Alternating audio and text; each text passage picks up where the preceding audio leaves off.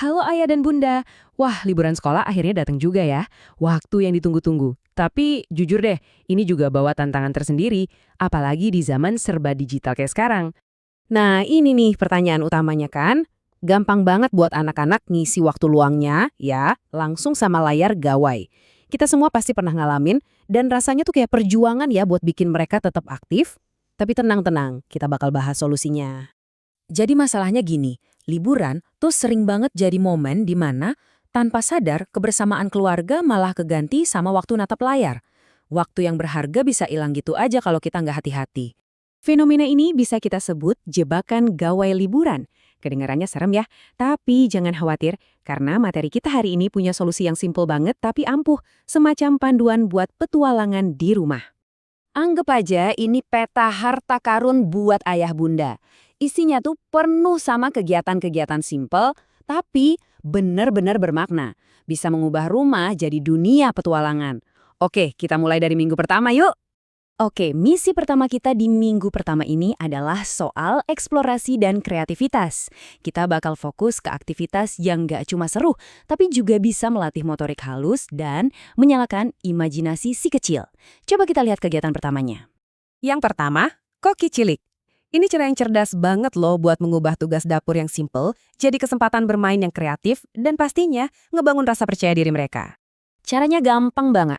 Cukup siapin roti tawar atau telur rebus, terus biarin deh mereka berkreasi. Bagian paling keren dari aktivitas ini tuh, gimana ini bisa bantu kembangin keterampilan motorik halus mereka dan ngasih rasa bangga. Wah, ini hasil karyaku sendiri gitu. Oke, dari dapur sekarang kita pindah keluar rumah. Yuk, jadi detektif alam. Aktivitas ini bisa mengubah halaman atau taman sekitar rumah jadi semacam laboratorium penemuan yang seru banget. Tujuannya simple aja, ajak anak buat bener-bener melihat lingkungan di sekitarnya. Cari daun, rasain teksturnya, ngobrolin warnanya. Ini bukan cuma soal alam loh, tapi soal melatih kepekaan observasi dan menumbuhkan rasa penasaran yang bakal mereka bawa sampai besar nanti. Oke, lanjut ya. Di minggu kedua, kita bakal fokus ke sesuatu yang nggak kalah penting, ngebangun karakter. Kita akan bahas kegiatan-kegiatan yang bisa menumbuhkan empati, kemandirian, dan juga keterampilan sosial emosional. Kita mulai dari sortir mainan. Kelihatannya sih kayak cuma beres-beres ya.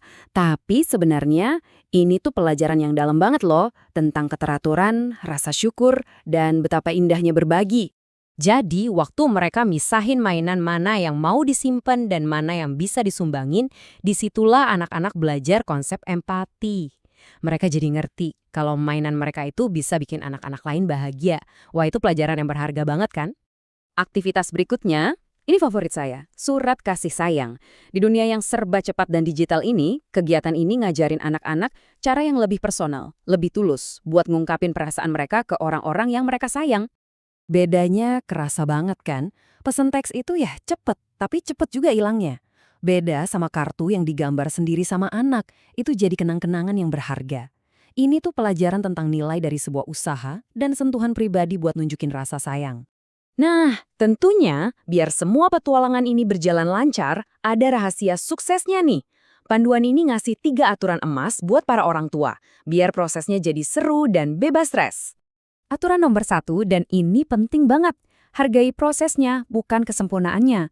Biarin mereka eksplorasi, nggak apa-apa kalau sedikit berantakan. Fokusnya itu di senangnya mereka mencoba, bukan di hasil akhirnya yang harus sempurna. Aturan kedua, ini ampuh banget. Coba deh, tukar waktu natap layar kita dengan kontak mata sama anak. Taruh dulu HP-nya, tutup dulu laptopnya. Manfaatin waktu ini buat bener-bener hadir. Kontak mata dan obrolan tulus selama aktivitas inilah yang bakal ngebangun ikatan yang kuat. Dan yang ketiga, ini soal penguatan positif. Daripada cuma bilang, bagus, coba deh bilang sesuatu yang lebih spesifik. Contohnya, wah, ayah bunda bangga deh kamu berani coba. Ini tuh memuji keberanian dan usaha mereka, yang sebetulnya jauh lebih penting daripada hasilnya. Jadi, setelah semua kegiatan, permainan, dan eksplorasi tadi, sebetulnya apa sih tujuan akhirnya? Apa harta karun yang benar-benar kita cari dari petualangan di rumah ini? Nah, ini dia jawabannya. Ini inti dari semuanya. Harta karunnya itu bukan hasil karya yang paling bagus atau kamar yang paling rapi, tapi kenangan yang kita ciptakan bareng-bareng. Waktu yang kita investasikan satu sama lain, itulah harta yang sesungguhnya. Jadi, saya mau tutup sesi kita kali ini dengan satu pertanyaan buat ayah bunda. Petualangan kecil apa nih yang bisa dimulai besok bareng keluarga?